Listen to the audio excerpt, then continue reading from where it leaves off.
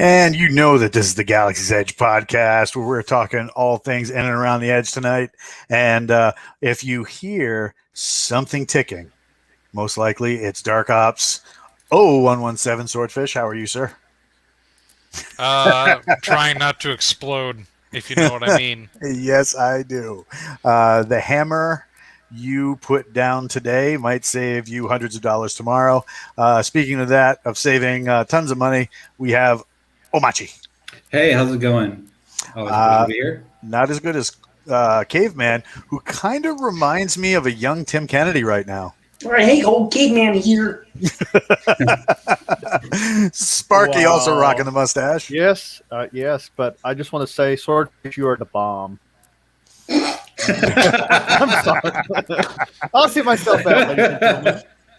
Wraparound facial hair from Harmore. How's it going?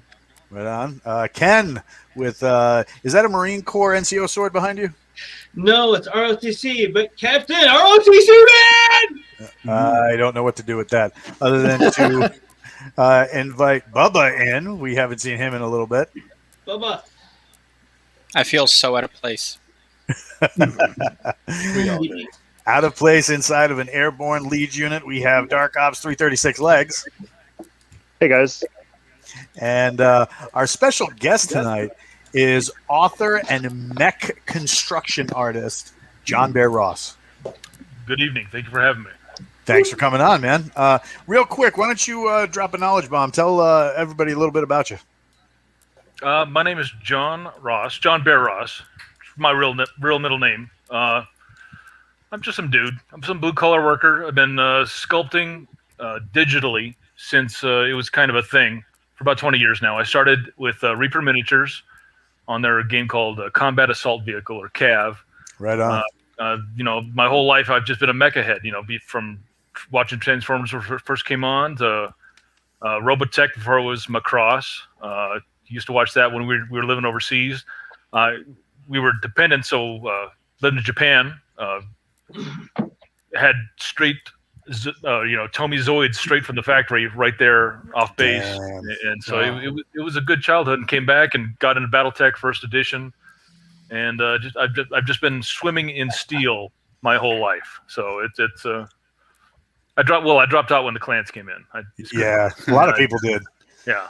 Yeah. But I'm an OG 3025, 3026 guy, and even 2750. But I carried those things around like a whoopee when I was a kid. We used to have on Fort Bragg, they had this little game store, and they would set up these giant like terrain tables. Yeah. It was 10 feet by 30 feet. And they would have these massive mech battles, BattleTech battles on Saturday. It was crazy. It was 10 feet by. All right, who's feeding back? That was weird. All right.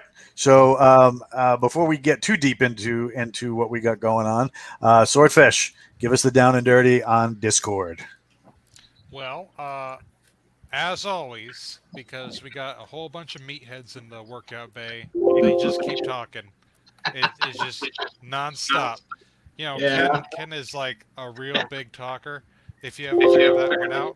But he's also telling people all the good stuff, and also somebody's feeding back. I don't know who it is, but we got the good memes.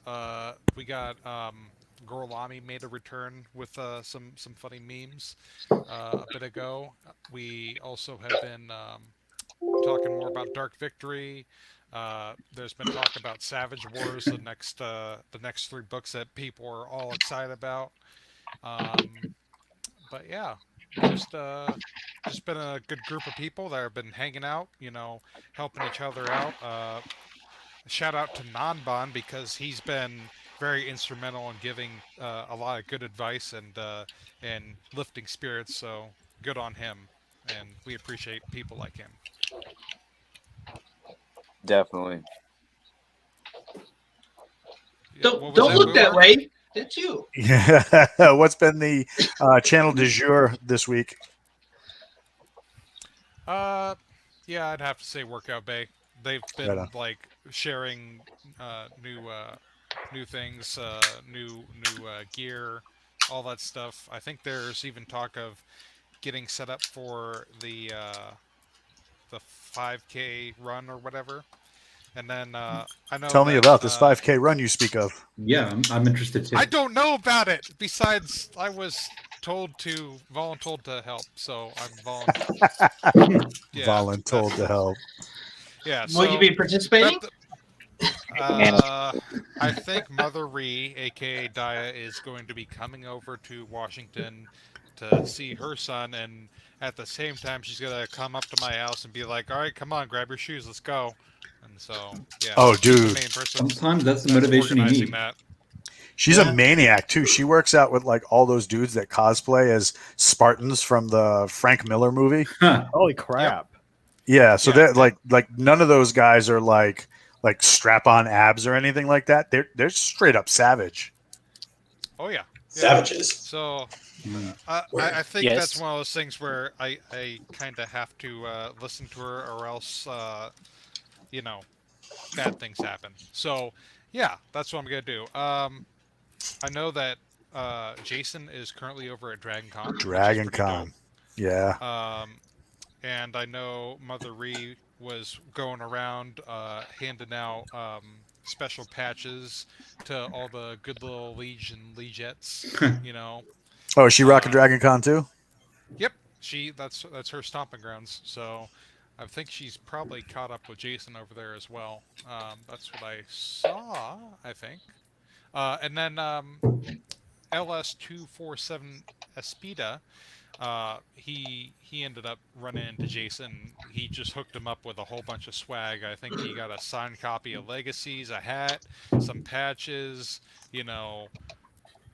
Yeah, he says, "Thank you so much, Jason Onspach and the awesome dude at Podium Publishing booth. 10 out of 10. Love the fan base and the group that surrounds this amazing series." So, yeah, it's pretty cool to see stuff like that. Oh no, what's going on, Ken? That's funny. I'm just seeing some of the chat. Oh God, yeah, don't look at the chat. No, Jason, no, not at all. Never look at the chat. You're breaking character, darn it. That's rule number one. Don't Oh read the no! comments. Tell him, Kermit.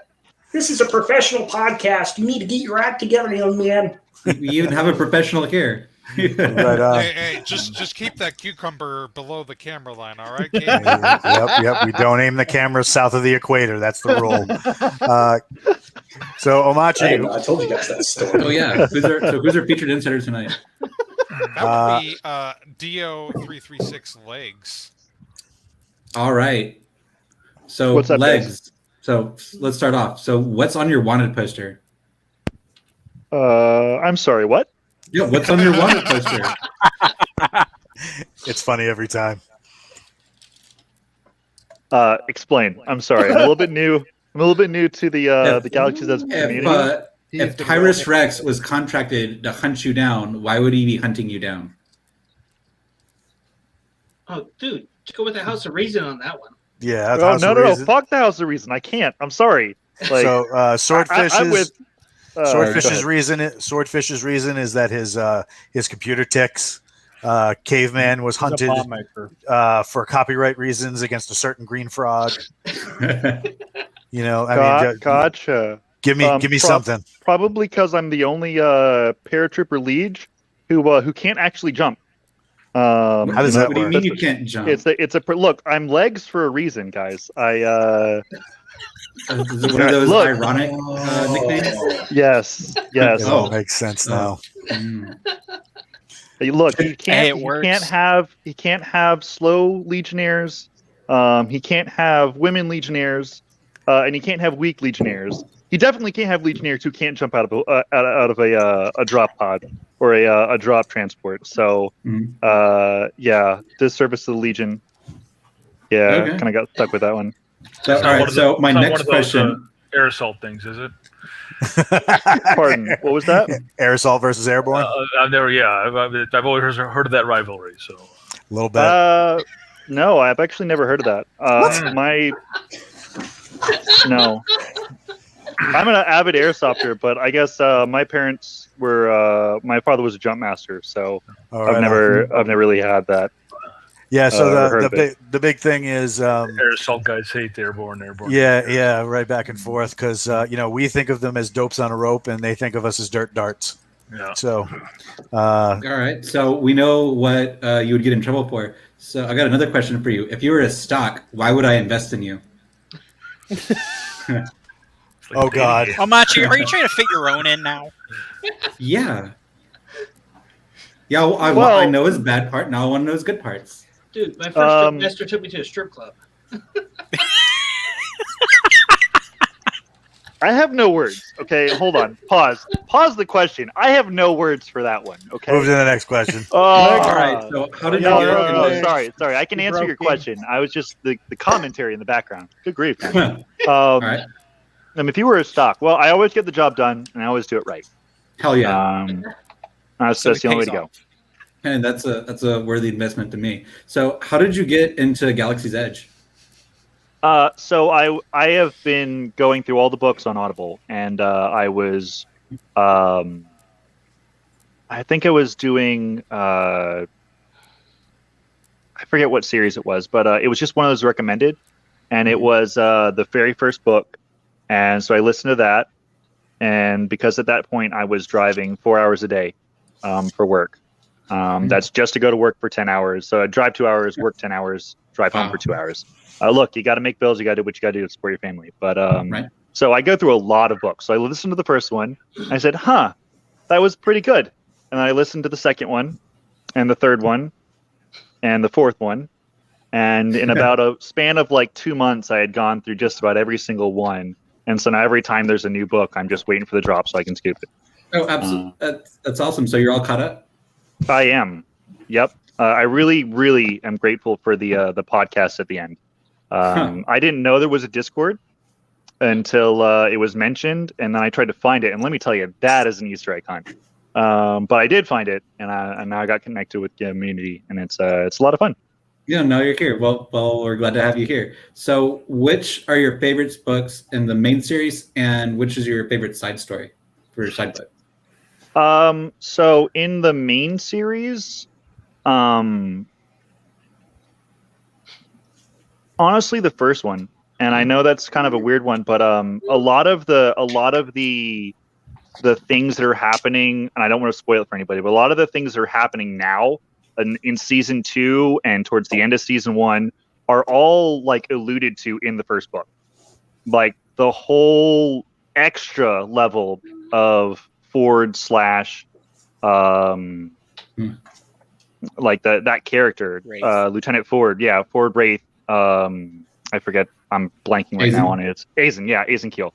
The whole like extra level that we're finding out about now was alluded to by Mother Rhea. And I don't know if that was purposeful or that's kind of like coming over time. I don't know how you storyboard that, but I was just thinking about the other day, oh my gosh, like we were literally told this was a thing in the very first book. And now it's like 14 books total in before we actually like start hearing about what it actually is. And I thought that was really cool. But favorite side book was honestly the first book of the Nomad series. And seeing just how different parts of the Earth were for the fall, like during the fall, because you get a lot of the background of like the United States, like Midwest to West, where it was like it's just desert wasteland apocalypse, like Mad Max, and then you get Nomad, which is like well, that's one part of it, but the other part is it's overly lush and overly green, and it's like humanity just like disappeared, and so you see those like that dichotomy of just like how different areas were affected by the uplift and then the abandonment of humanity. Yeah, that's something Karen Travis really brought out, and it's also kind of like the robots in it. It's something you don't see too many good robots or ones that don't go evil. So something else I liked about that. Do you have a favorite action scene? There are a lot of good ones to choose from. There are a lot of really good ones to choose from. I think my all-time favorite was the battle right at the end of the Savage Worlds trilogy, because you have the Bloody Baron and you have that aerial aspect. You have the fight between the what are they? The again, I'm blanking on some names. The Rangers, like the Legionnaire predecessors, fighting in the city against the uplifted Marines. Yeah, the You Spilers and have Razors. yes, the Spinoza. Spilursa. Yeah. Spilursa, my bad. Spalursian Ranger. Spalursian. Spalursian's bleh. Okay, so you've got that going on and the absolute madness of that. You've got and that's from both sides. So you get the Ranger sides, and then you get the like uplifted like video game side, and it's just this like mad chaos. And then you get Tyrus Rex and the core group as they're delving into the uplifted hauler and going, and it's like this like mad mashup of all these different like super high intensity fights. They're going on all at once. You know, if any one of them fails, everything is gone. You know, if the battle outside fails, Rex and the whole mission is pointless. He's going to nuke it all, and they're all going to die, and it's really not a win. But if he, you know, wins, or if he goes down, well, then it doesn't get nuked, and the chances of the outside battle going well aren't that great. And it's just like it's the interplay between all of them have you right on the edge of your seat, and you know everything is now, and everything is right in your face. It was just great writing. Perfect. Sorry if I rambled. Mm-hmm. No, But perfect. that pretty much sums it up right away. So do you have a favorite character? Wraith. Wraith. Wraith is a good one. I actually like Ford, or not Ford, Ace and Keel. I actually like Ace and Keel better. The character of Ace and Keel better than Wraith. Wraith is cool. Wraith is very much a high speed, you know, low drag operator, and that's cool. But like seeing how Ace and Keel addresses all the different problems, and is able to just like whatever hat needs to go on, he puts on the hat, and then he gets stuff done. It's, you know, if he can charm his way, cool. If he needs to shoot somebody, no problems. And he really walks that boundary between like, I am my own man, but I have to do the right thing. And the right thing isn't always clean, and it isn't always, you know, straight. Like it isn't an easy path. But you know, he does it without losing himself, if that makes sense. Yeah, and kind all of the like like Han Solo a little bit. No Alpac. No Alpac. Well, we're getting to that. So speaking of main characters, what about side?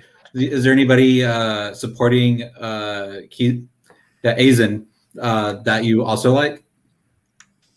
Or are there any other side character?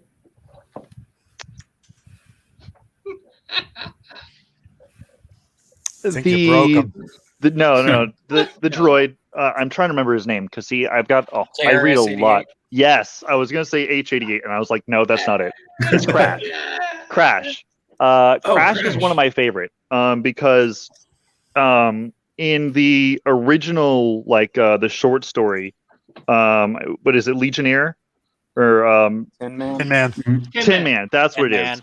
You kind of like it's alluded to like he's in the first book in Legionnaire. At the end of it, it's alluded to like he's this like great war hero. Like, oh, that's cool. And then throughout all the different books, you see like he had like a working relationship with Tyrus Rex way back at the beginning. He had a working relationship with Casper way back at the beginning. Maybe that's a different boss, or sorry, a different droid. But it seemed like it was at least from the same line. And so you see Different how bot, this same model. Yeah, same line. and so like you see how this droid line has been like essentially core to the very story of the like the arc of Galaxy's Edge, almost like R2D2 in Star Wars. But instead of like a little astromech that's like way past his due or his prime, it's a giant death machine that is feared even though it's centuries old. It's still like your worst nightmare. And so it's go ahead. Oh, and my follow-up question is do you think these robots have souls? I think Crash has a soul, 100%. I know that's very. Way to I agree. ship- I agree with Tyrus Rex on that one. You know, Tyrus Rex sees robots and droids as sentients. I have to agree. Not just because Rex said it. I mean, he'd shoot me if I didn't. But Right on. Well, right on. Keep going. So, Give me, all right, let's hear. So, what trouble do you get when you're not in the pages? Repeat that one. Sorry. So, what do you do besides reading? Oh, I work. Hell yeah, me too. You know, have to hold a job. I am married, so the wife definitely is definitely no. Don't air no air quotes here. Okay, I'm very happily married. I also airsoft. It's how I keep myself fit. The picture is me, but I find it's a really fun way to just blow off steam, stay active, and have fun shooting. Because real steel is fun, 100%, but bullets are expensive these days. Ammo is very expensive these days, and it's a lot cheaper to get a gun that costs $300, and then just let like $40 for 25,000 rounds, and then run around and shoot other adults and children. Yeah, that sounds a lot more economical than the steel variety. It's also what sport, in what context can you say, oh yeah, I ran around and shot the heck out of a bunch of kids today, and be totally fine. Yeah, That's a good they selling loved it. point. They loved it. Gaming. I loved it. A great time all around. Why didn't you put you're great at shooting kids as part of your stock pitch? That is, you see, in context, it works, but Do you out see of the problem? context, we run into some problems. So, This is why we can't have if nice you don't things. mind, what do you do Uh-huh. for work? I work for Amazon, and let me tell you, the work isn't hard, but God, does it suck your soul. Like if you have any kind of moral compass, I implore you, please turn away now. It's not the work, like I said, the work is not bad. You hear a lot of bad stories. I mean, if you're just going there for a paycheck and benefits, okay. But I've been there for like 4 years, and it is soul crushing work. So I'm actively seeking other employment. I feel you, man. How did everyone All react right. to Rocket? Oh, and Was that- I want to ask a spoiler question to Leg since he's completely caught up. That's all right. As long as he doesn't spoil what it is, because this is the public podcast, and as insiders and regular readers will be listening to this, the regular readers might not have access to the books that you might be talking about. So tread Yeah, so- lightly and gently, and don't make me look up your MAC address. Only all right, Dark I'll try to Victory moderate. and- Navigate this minefield carefully. That's Well, I was going to ask It- what his theories were and what he's hoping to see in the next book. Oh, Are we talking about I would Master call that Series? spoiler. Well, Which series? which one? check? It's Check. There we go. Which series were you talking about? the main series, so season 2. So it's the what book is it? Convergence. That's it. Convergence. Okay, so I really want to see crap. I want to see the that beer that Legion, just got opened. and I want to see Nemo, but it's not Nemo. It's Nero. Irmo? Nilo. Irmo. No, Irmo. no. Irmo. Not Or, Irmo. Nilo. Nilo. Yeah. Irmo. So I want to see Nilo's backstory. I want to see. So there was a lot of allusions to him having a very similar background as Garrett. He sees Garrett himself. There's a lot of the same ticks, a lot of the same. He actually understands. I'm sorry. I'll just flash that whenever I'm going too far. So I'm sorry. I'm so sorry. Okay, so I want to see I got something. Nilo team up with the Legion, and I want him to share why he is so bent on not just Savage Tech, but his connection to Savage, the Savages. There's a lot of information he seems to have that there's no explanation for, and he seems to know what's going on. But I've switched to my vague mode now. He seems to know way more than. Ouch! Come on, man! Come on! So, May Allah have mercy on your soul, good sir. The air raid sirens have started. I'm looking for my shelter, grabbing my go bag. I can hear the but- clock ticking down. so if he This had is what Oh five- no, that's just me. So if he So- had 5 Walt's words, going what would to you say send right now? Swordfish to take you out in the climactic explosion. This is what happens when you have no soul from working at Amazon. You let go too much information of the current story. I'm sorry. Look, if you haven't read the book and I recommend it. I'm not going to read it now. There is so much. Oh come on! Oh come on! That is hurtful. I have spoiled maybe 30 seconds of the book. My God, So- I'm so sorry. Now here's a question. Given that you work at Amazon, does Nilo classify as Space Bezos? Well, I mean, like, longer time in Space Bezos. So if this is a serious question, I do have an answer. I would say no.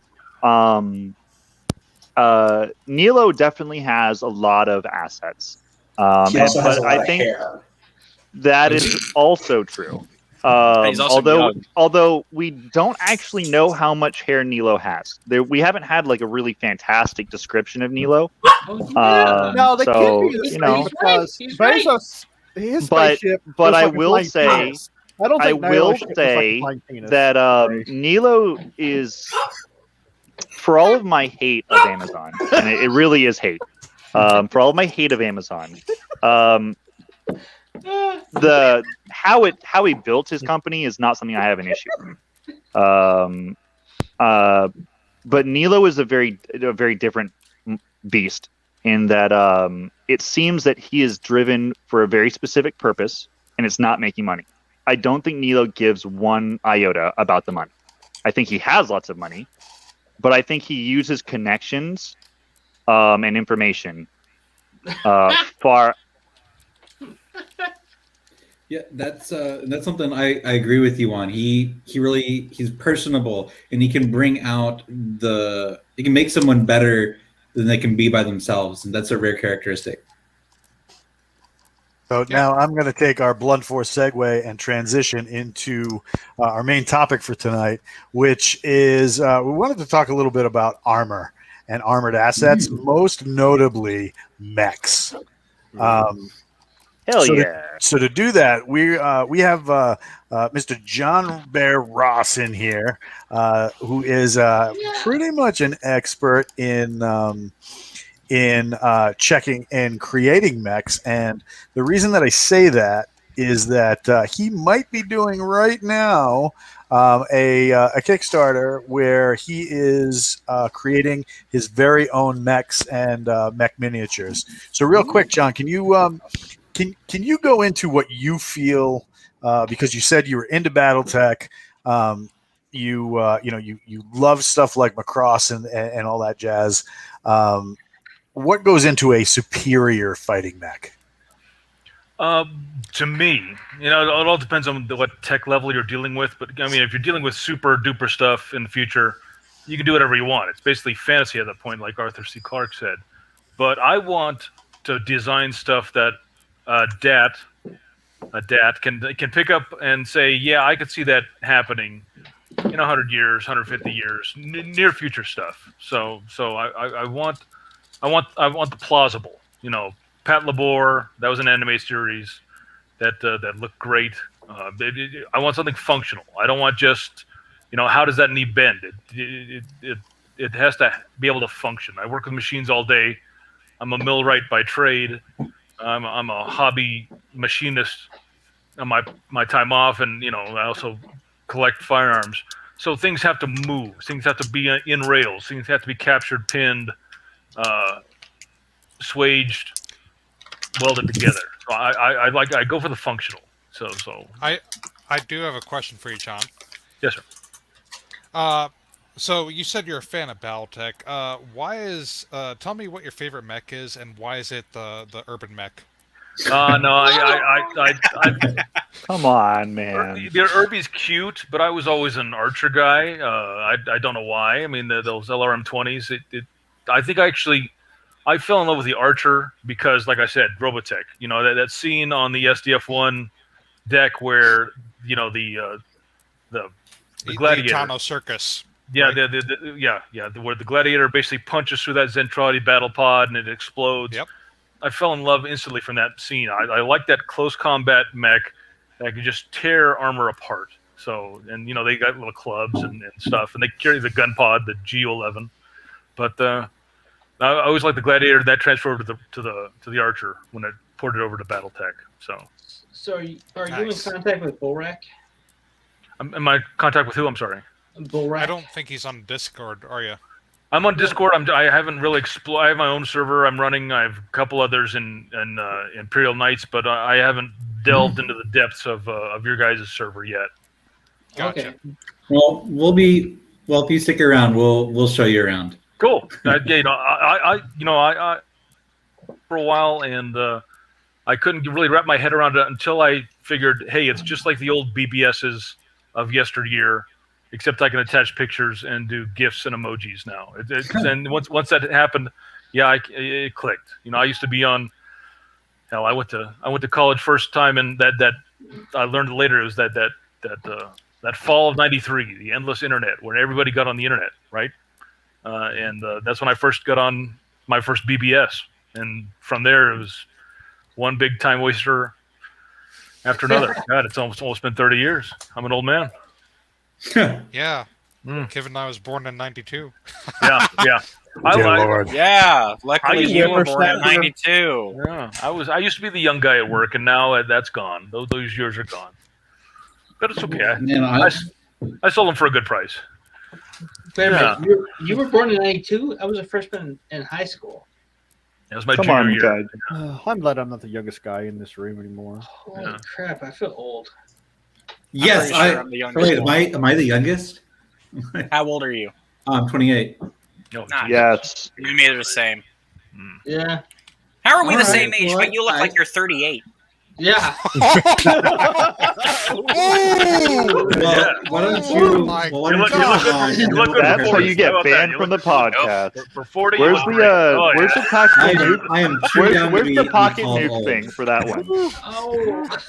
It's No, because, don't worry. it's Wolf's because of gonna his ban me for successful some business reason. style. All right, so swinging the PPC back around to a different target. Yeah. Good Lord.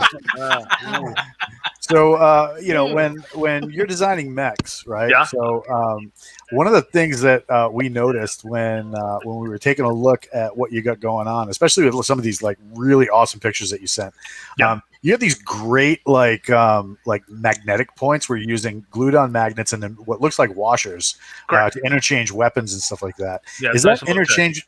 What is it? Yeah, nice and low tech. Yeah. It's Yeah. nothing too sophisticated. No, it's that is dope, right? That is super cool. That's One of the genius. things, right? But one of the things in a mech battle is that what you're looking for, versatility in a combat unit, so that it's kind of like the M4. If you need like a 203 or well, now I'm showing my age. Back when Washington used to use a Yeah. grenade launcher. Yep.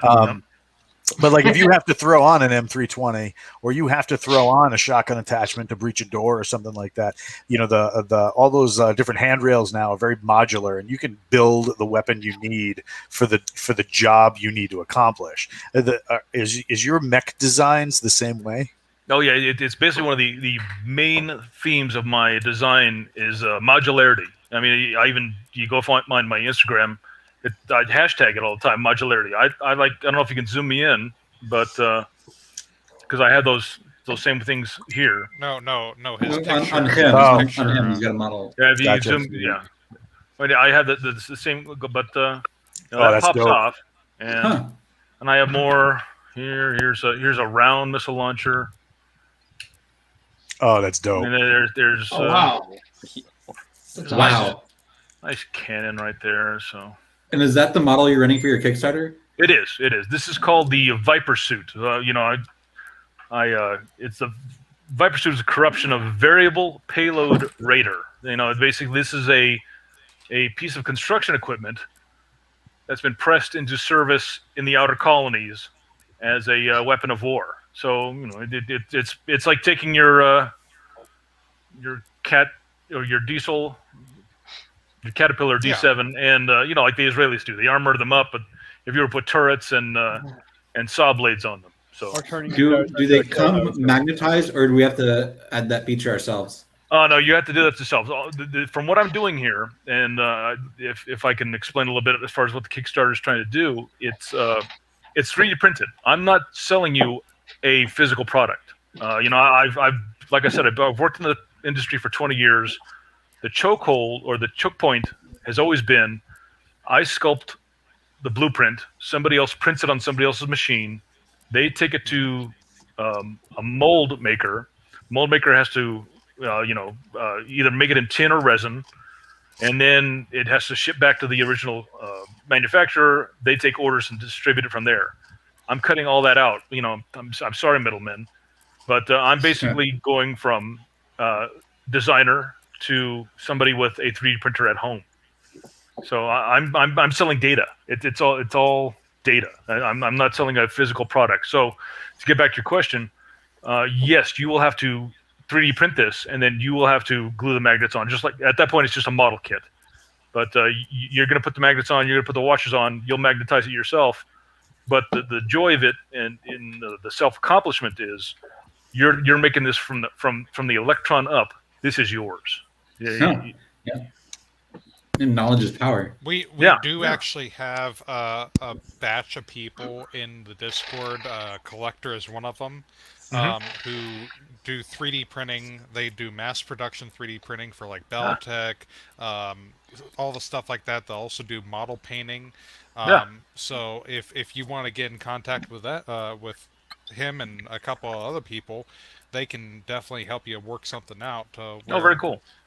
People in our community can just talk to them and be like, "Hey, I want John's Viper," and it's like, "Okay, cool, I'll print it up for you." I've foreseen that. I'm selling basically worldwide 10 licenses for commercial production. Where if you don't have your own 3D printer, you can go to these 10 official authorized people and say, "Hey, I want a Viper suit." And from then on, the transaction is just like buying a model kit over the internet. Okay, I'm going to print it out for you. Tell me which options you want, and there you go. It turns up. All three, I'm running split campaigns: one Kickstarter, one Indiegogo. All three slots that I've allotted for North American production are taken up. So if someone doesn't have a printer, they can, it's as good as gold as that they can order it from these people who are going to be vetted and made sure, hey, you can deliver the goods. I will allow you to pay me money to make my mechs. That sounds obnoxious as hell, but I have 10 worldwide licenses, and 3 of them are gone from North Am. I've divided up territories into the UK, EU, Asia, ANZAC. I don't know if you saw on the screen there, and little territories, but hopefully it takes off. And plus, if you were to buy the files yourself, the basic buy-in's $20, and that includes all stretch goals. You could take your files, print them yourself, or take them and upload them online to their servers online. It's like KDP. It's like if you wanted to publish a book, you upload it to Amazon, order it yourself, and they send you back a gallery copy. Same thing with this. You upload this to a 3D printer site. They print it out for you, clean it up, send it back to you. It's a little bit more expensive than Amazon, but it's amazing how far the technology's come in 20 years. When I start, it's amazing. Go ahead. I'm sorry. I've got another question. What do you envision a Hunter Killer Planet Pounder looking like?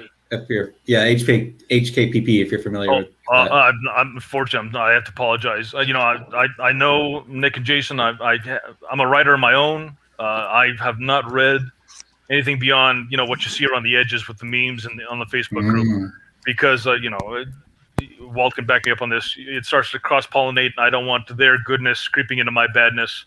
You mix in their goodness is pretty infectious. Yes, I know. I actually, they helped me launch my first book. You didn't get me on here for my books, but my first book launched because of their mailing list. They put it on their mailing list. And so in my book too, I named a mountain range after them, like the Colesbach Mountain. It was a minor nod, but they really helped me with my writing career and now being on the podcast. They're helping with this Kickstarter. So I have another question for you. So a few years ago, I think the U.S. and Japan had a giant robot battle. Do you have any opinions on that? Well, I heard it was staged. It was a bit of a reality show farce, but it's a good step in the right direction. like BattleBots. It's like BattleBots, but with people in it. But there was a little bit of written drama around that, I've heard. But the concept's awesome. Hell, I want mechs, but that's where the reality kind of kicks in. I work construction. If you've ever been up in a zoom boom lift or a snorkel lift, and if you're 20, 30 feet up and that thing's moving, the lifts with the basket in them, and you're up there and that thing's moving across, and you hit one bump, you're doing this. So you're going to need for mechs to happen, for mechs to be plausible. It goes hand in hand with they need good control systems and dampening systems. It's otherwise. So what I'm hearing is you need to go on there and show them how it's done. It'd be nice. It'd be nice. I don't quite have the education, but I can pass tools with the best of them. Hey, what do you need, Phillips? There you go, right there. And as a Legionnaire favorite right now, the Fat Electrician said recently in multiple podcasts, he doesn't deal with metric. It's all 12s, the stuff that launched people to the moon first. Yeah. No country with a metric system, but a man on the moon. Yeah. Right on. But I have the control computers from metric, so. Yeah. Hell yeah. When you're talking about, like, one of the big threats in the Galaxy's Edge universe is something called the HKPP mech, right? It's a Hunter Killer Planet Pounder. A lot of times when they're describing it, the thing that I always thought of was either the Marauder or the Mad Cat from BattleTech. Okay. You can see an early version of it in it's this one right here on Doc's book.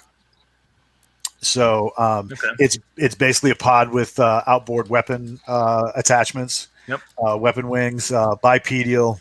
You get to see it really do its job in the Reservist. And also, like I said, in you see like earlier versions and angles of attack. But one of the big threats in Galaxy's Edge is the main battle tank, because even in the far future, they have seen that a main battle tank is still a force to be reckoned with. How do you stack up if you know that you're sending troops out with mechs and they have to go up against an MBT? What kind of weapon attachments? How are you going to set those things up to deal with basically a drivable gun? That's a classic, tanks versus mechs philosophical argument.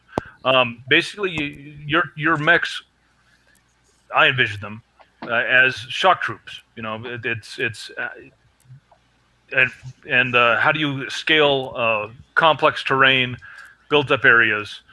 If you're caught out in the open, a mech's dead. What is a tank? A tank is 70 tons of depleted uranium armor with throwing out 120 millimeter.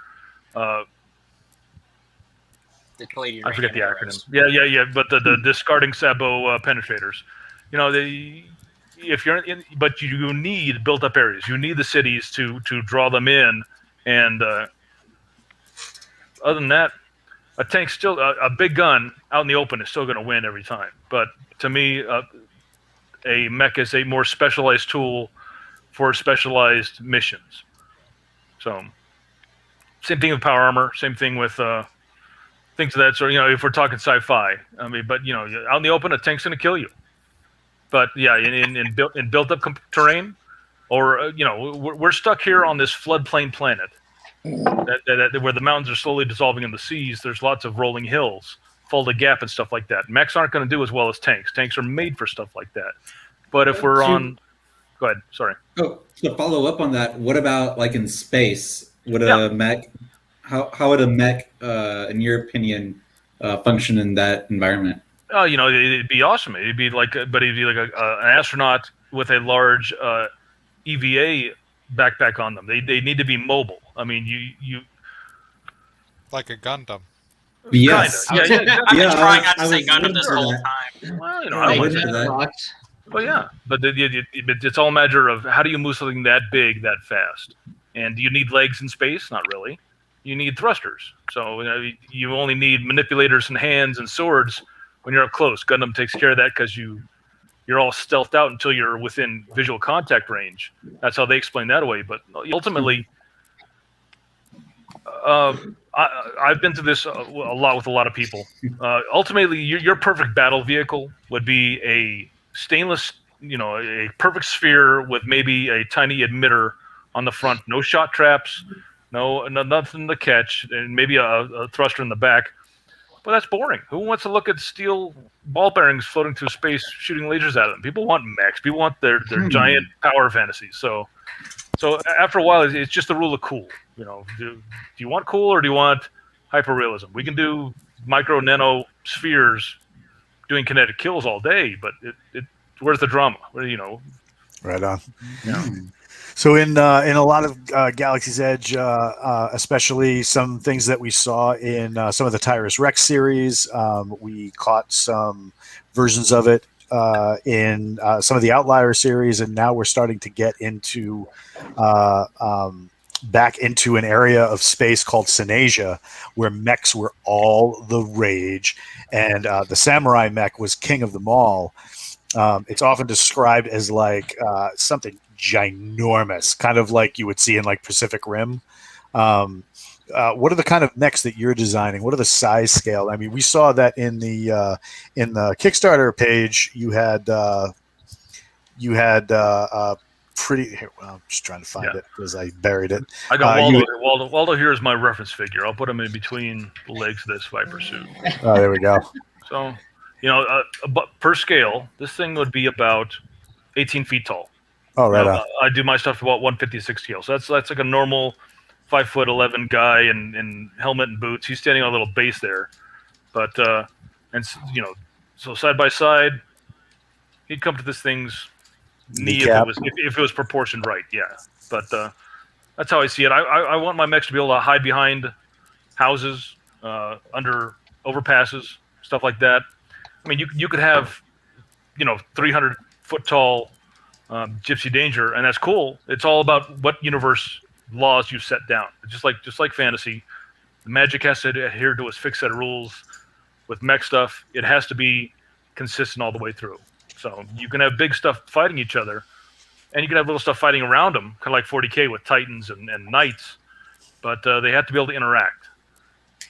Have you kept track with like some of the latest mech-based games that have come out, like Titanfall? On video games. Sorry, my kid does. Sorry, again, I'm old. Titanfall look gorgeous. I actually have the art book right there. It's beautiful to look through. It's very inspiring, and I've seen the animations and the trailers and in between scenes. But so that stuff looks glorious. I'm all for it. Mechs with big katanas and stuff. But yeah, Titanfall looks good. It's just again, I'm old. I'd have to mainline put Mountain Dew right into my jugular to keep up. Yeah, their scale that I'm a big fan of the series for it, which they need to make 3. But their Titans are about, I think the tallest one's like maybe 25 feet tall, and the average one's like somewhere around 18. Yeah, and a lot of the combat is interspersed in like housing development or inner city area, and like you're playing and you're hiding behind a building for cover. Yeah, it's like anything. I was an infantryman, so it builds into that. Unless you have force fields, where you can, but if you can stand in the open, you can make it as big as you want. But if you don't have force fields, if you're bobbing and weaving between buildings, you want to be about the size of a building, and that's about it. And depending on your buildings, if you're like little hab pods and colonial tubes that you're living in, you don't want to be standing up and above, because otherwise you're just hanging a big shoot me sign on yourself. So. Oh, you didn't hit me. I have a force field on. That's so I think it'd be wrong not to ask you. Are you into Gunpla at all? I love Gundam, but I wasn't like a hardcore. I'm not using this as a slur. I wasn't a hardcore otaku. I wasn't like super into it where I would do master grade and perfect grade and stuff. For the last 20 years I've been sculpting, but I also been trying to make my own games. So I've been trying to port, Gundam stuff into it, because they're beautiful models. I want to be able to use them. I approached Bandai and said, hey, let me make a game system revolving on your models. And they said, no, thank you. You're nobody. And that's understandable. But I love the models themselves. They're beautiful. It's gorgeous. And what professional models do with them, it's astounding. And I agree with you. What some of the people can do making them, it just blows me away. So as we're coming to the end of the hour, any questions about mechs, please direct them to our mechspert. So that seeing what I did there, it only took 3 times of that joke to get it to stick. So please direct them to John, because we only got him for a few more minutes. So hit it to win it. If you were to build one, what would you make the base frame out of, material-wise, like a real one? Well, it depends on what you could 3D print. I mean, No. I mean a real mech, not a 3D printed mech. Yeah, I was thinking like foamed titanium and zero gravity, that kind of stuff, or plausible stuff. I mean, you start with cold rolled and clad it with DU at this point, just to get something rolling out of the factory door. Gotcha. But you need something recoilless because you have all that momentum up top, and missiles will help. But I don't think you're going to be putting a. You see how hard Abrams rock under fire, and they're 70 tons. Basically 8 or 9 feet off the ground, the axis of that barrel. You put that 20, 30 feet up, and that thing's kicking the hell out of itself every time. So, regular steel, DU cladding, reactive armor, and then something recoilless for the armaments. Hey, can you throw Bubba in the back room, Walt? I think we have one more person waiting in the wings to ask John a question. That's sweet. If there's unless Bubba has to leave the link, because I think he says it's at capacity. Yeah, I'll leave if that's the case. Yeah, it's at capacity, so he's going to have to bounce out. I can leave to make room. I can make room. Well, there we go. All right. So have your guy to ask a question pop in again. Yep. He's got to refresh. And then we'll get him on to ask John a question. That would be dope. I've got a question after that other guy. Well, while we're waiting to get him in because he hasn't come in. Go ahead, hit it.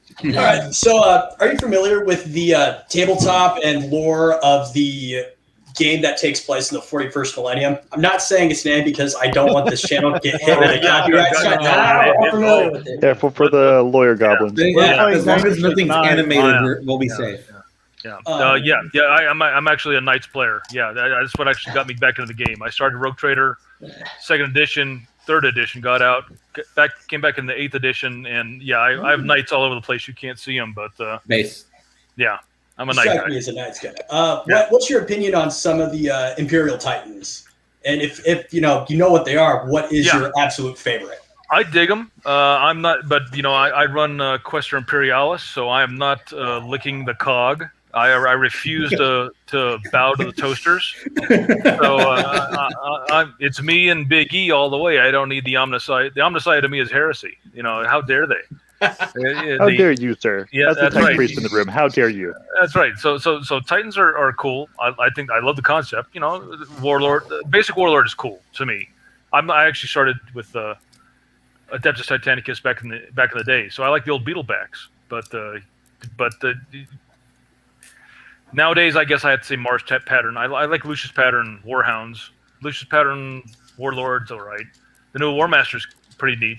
And then I don't know if anybody of you guys follow on Patreon. There's a private sculptor making her own things in the same vein. And there's this thing called the Matriarch that makes an Imperator Titan look tiny. I mean, a warlord comes up to us waist. So after a while, Are we talking about like the? Which scale are we talking about? Because I've seen people make it for like the normal game, and it it's like bigger than you are. Well, that's the Imperator. That lore wise, they really haven't locked that one in, and I don't think that they're going to make an official model of that because it's like it is. It's going to be 6 feet tall in scale. But No, the it costs $7 matriarch, grand probably. yeah, but the matriarch is about 80 centimeters tall. It's a big one. So yeah. So, Thank you for asking, or thank you for answering. I appreciate it. Well, yeah. we got the collector up on the stream in Brilliant Orange. Can you hear us? I can hear you. Can you hear me? Yes. Loud What's and your clear. question? Hey, sorry for the late entry here. Just a question. Have you guys heard of BattleTech? we might have discussed it once or twice. Oh, okay. So just I'm a late. little bit. I'm a little late. We don't judge. What are your thoughts on the synthetic muscle systems and fusion power inside of a big fighting mech?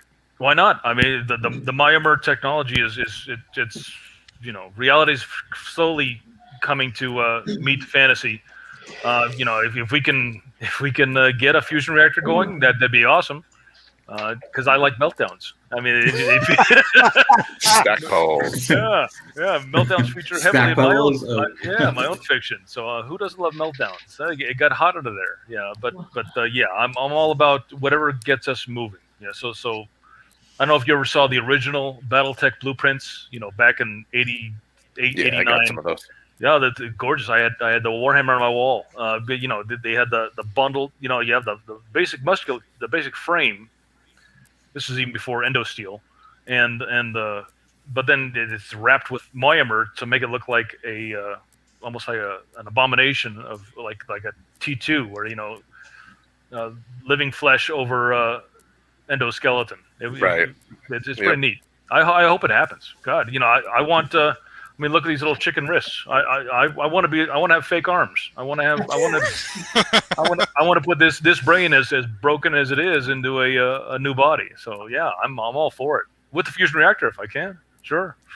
Made by GM.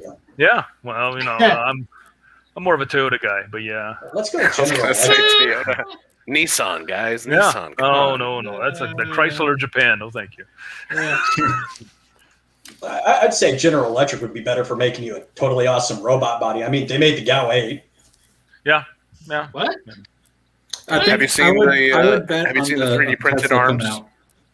Oh yeah, the one they do for charity and for kids that have lost limbs or have birth defects. I think it's a beautiful cause. That was awesome application of the technology. So I'm all for it. Unfortunately, my stuff's resin, so it doesn't. It makes more brittle, detailed parts. But the FDM guys, the spaghetti extruding type printers, they make functional parts. They're not like Swordfish over there. Yeah. They're not.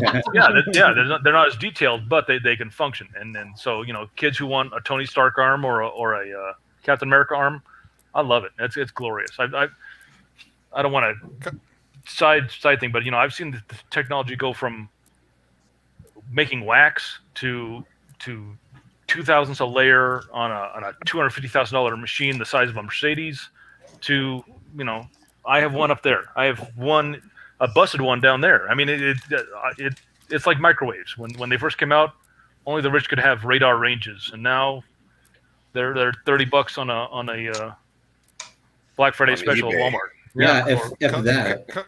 Collector was actually the one that was instrumental in me getting into resin printing. So yeah, you give me too much credit.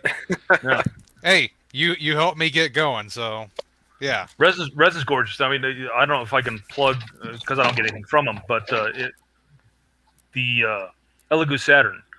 And everybody has their own favorite, and everybody has it's Ford versus Chevy. But the Elegoo Saturn that I finally upgraded to last March, I'm able to make amazing stuff, and it's like a 5x8x8 build cube, which I could have never done that 10 years ago.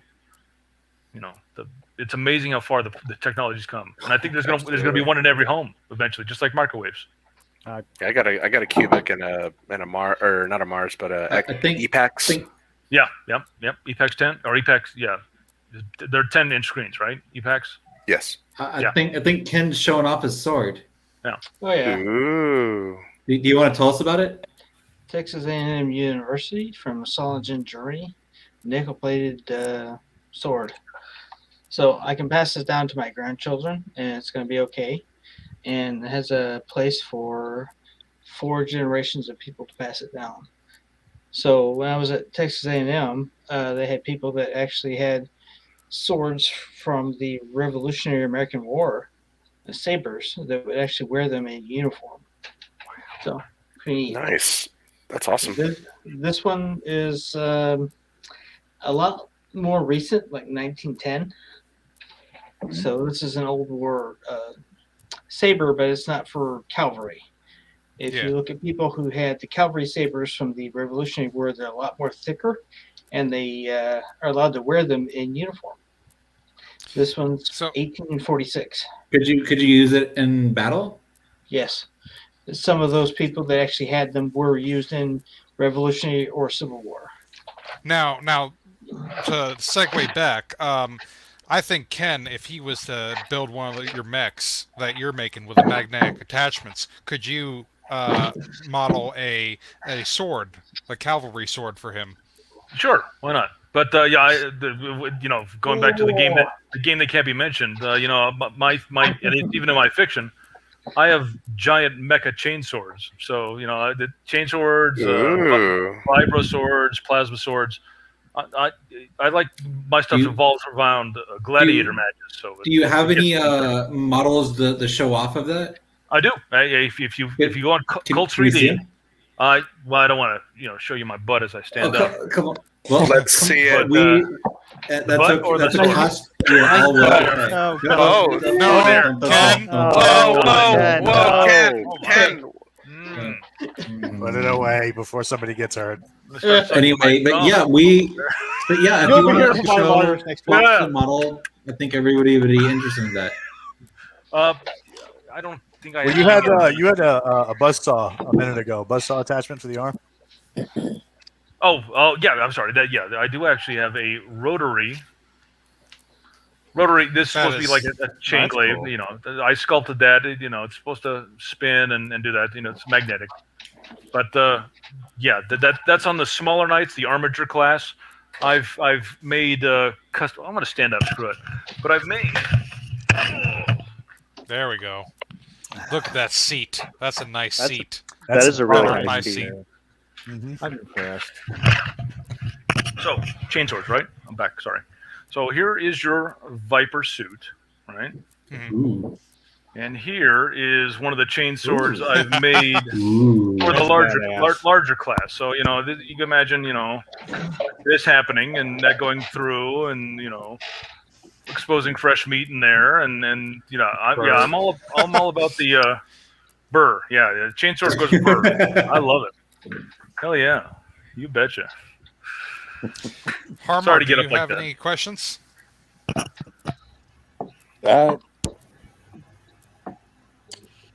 I don't know. What would be your most ideal mech, I guess? Out of what people have put out there, I don't know. That they know. Done it? Who's done it? The closest on, yeah. Well, quantify by terrain. Quantify it by terrain.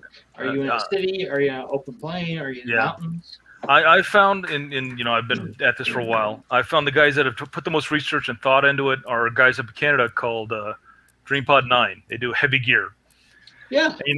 And so, if you know them, they have different size classes. They have roller skates or motive units built into the feet.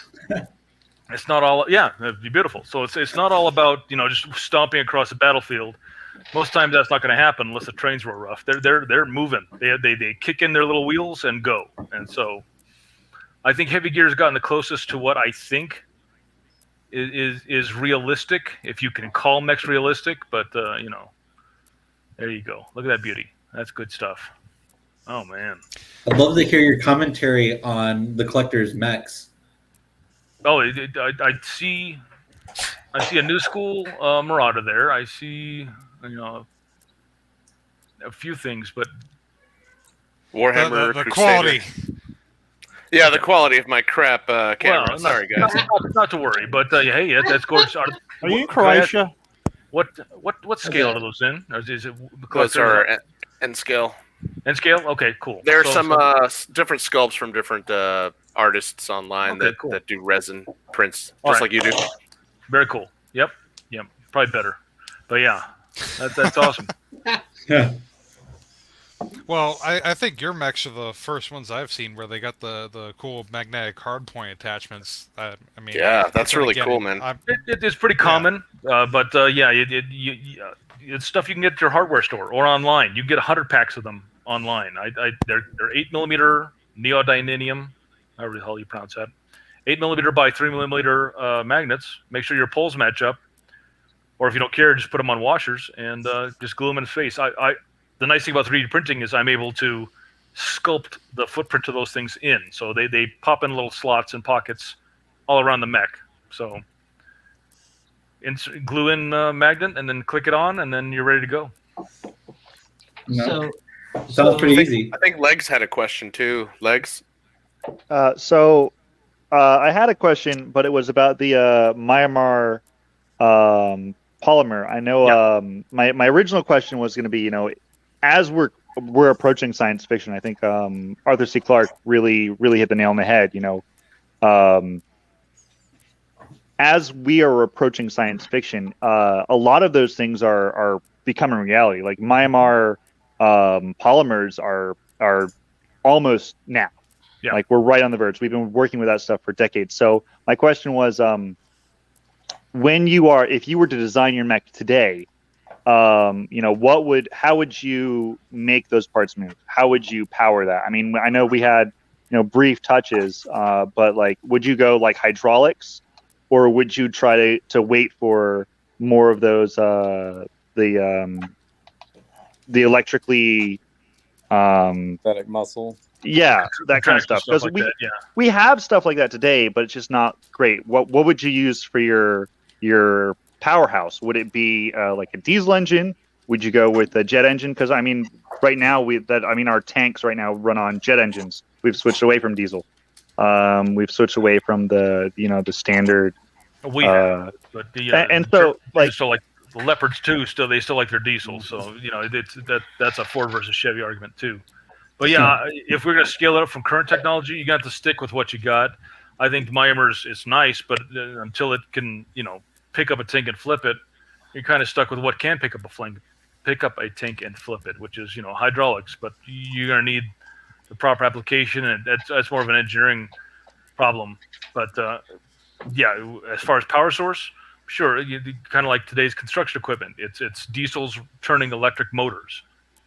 What's making those big bulldozers move? Or the locomotives move. It's electric motors in the joints, or making the joints move, or making the hydraulic pumps turn over. But it's hydrocarbons fueling the diesel to make electricity. Gotcha. Follow-up question for your models, because that's for a game, correct? These are basically game agnostic. I mean, you could use them in 4.0.0.0.0, or you can use them wherever you like. There's a lot of independent games out there now that have risen up in protest because of people boycotting Nottingham. That people want mechs, and there's alternatives out there. There's always been alternatives out there. Eventually, one of these little sparks is going to catch, and the flame will be ignited. I think. But they're nice, universal design. I think they have enough appeal. Copy that. So with the removable arms and attachments, do you have any plans for making attachable like damage sections? So you showed like the arms coming off, but is there any plans for adding like, hey, that arm got blown off, or that weapon mount got destroyed, so you take that off and replace it with like a bit of wreckage? Is there any? Do you have plans for that, or not right now? I could add as one of the stretch goals. That's the nice thing about Kickstarter is you can take feedback and say, hey, you know what? I will add that in. A lot of hobbyists, they take the washers that are also on the weapons that attach the magnets. They take pieces of cotton ball and string them out. Prints. Failed prints. Yeah, exactly. That's what the good are for. But they take cotton ball out, paint it up to be smoking wreckage, and click that on if the arm gets blown off. It's a good question. So as we're rounding things down, if you guys want to check him out, check him out on Kickstarter. Get some of these STLs or link up with people who are able to print these. You can get to him on the following link. I know it's a little bit long, but if you take a real when this gets recorded to YouTube, you can always take a screenshot and then type that in. But you can go to Kickstarter, help support a member of the community. The great thing about this is that much like the stuff that's already being sold by Enemy Spotted Studios, who are doing Enemy Spotted Studios is the official licensor for licensee for Galaxy's Edge Those look good. minis. Yeah, they're really awesome. dude. They are like 7 shades of awesome in a 4-pound bag. It's just absolutely gorgeous. I've seen the renders; they look good even from the start. So yeah, I have them on the back. I have the minis on the back desk. They also sell them in 3.75 inch, and those are out to being painted right now. And I saw some of the flats already, and they're just oh my god, they're great. That's funny too. People will pay through the nose for 1 3 or 3 3/4, the 1/18 Oh, scale. yeah. G.I. Joe stuff, they love that stuff. It's amazing. Yeah, it's dope. But like they just released the other day to insiders. So if you are a Galaxy's Edge insider, you were able to click on the link for Bravo Team, which is the second release for the models. And these come with actually removable heads, so that you can do the either the helmet on or the helmet off. If you're rocking like the Chun style because his helmet got gacked. At some point in the book, and you want to see him rip out that headset and go au naturel while still wearing his armor. The set includes the commando, flanking commando, which is what you see here. You got the guy with the air precision missile. You got another a dead-on walking Legionnaire, and then you got another heavy gunner. So I mean, this is some good stuff that they're producing for us over there at Enemy Spotted Studios. So if you haven't checked that out, you can go direct to their link. If you're an insider, you already have the link to the Bravo Team. Now here's the cool thing. A lot of people have said, what about enemies? Who do I get to put against these armies, and what rule set do I have to use? There's no set rules. However, Jason and Nick did their due diligence. They got with a member of the community, Templar, on the Discord, and Templar did the rule set for the Galaxy's Edge tabletop war game. Now, this is separate from the role-playing game that's going to be released that will also have tabletop rules associated with it. But this is something that you could pick up and play in 5 minutes. And if you purchase the models, you get the rule set for free. You can go to galaxiesedge.us and get these rules right now, and set up a game table and go for broke. Great thing about this is if you're going to what do you call it? If you go to their website, to Enemy Spotted Studios, they have a lot of stuff on here, as well as an upcoming Kickstarter themselves for product that can be used to simulate MCR and product that can be used to simulate Savages. They have stuff like this that is just absolutely killer. So if you need some enemies for your lieges, this is the place to go. You're looking for that mech, talk to John. Check out if you're looking for like an MCR mech or something like that. The guys over at Enemy Spotted has your jam.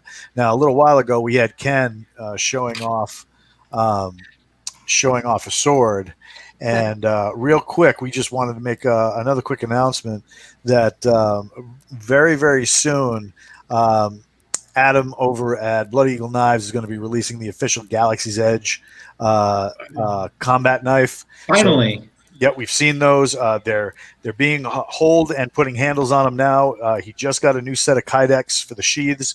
This is the Savage variant. This will not be a saleable item except for by commission.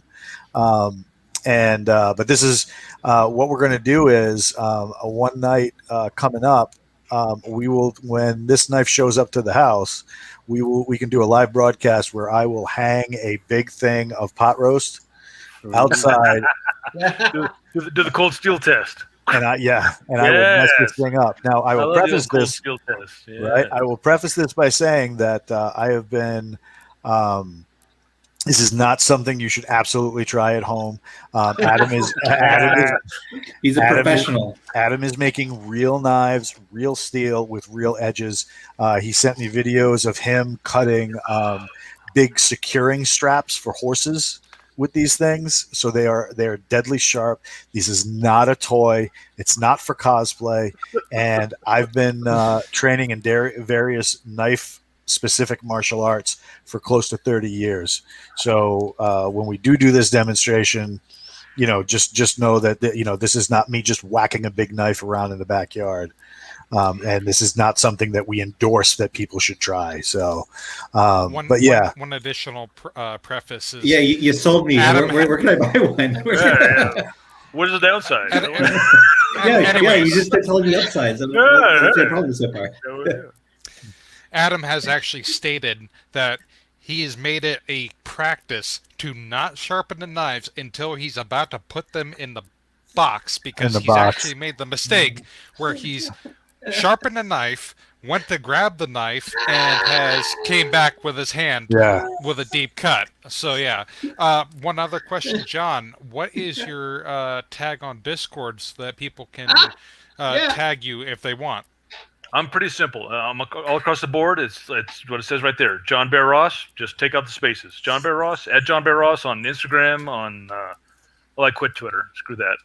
But on Discord, I'm everywhere. I'm everywhere as John Bear Ross. So yeah. All right. Right on. So we want to thank everybody for coming out. Thank you so much, John, for coming on. We really appreciate it, man. Thank you very much. I appreciate it. Hell yeah. It was a pleasure having you. That was a good. Thank you, brother. And thanks to the panel, everybody who jumped in, jumped out. We really appreciate it. And we're going to be catching you next time on the Galaxy's Edge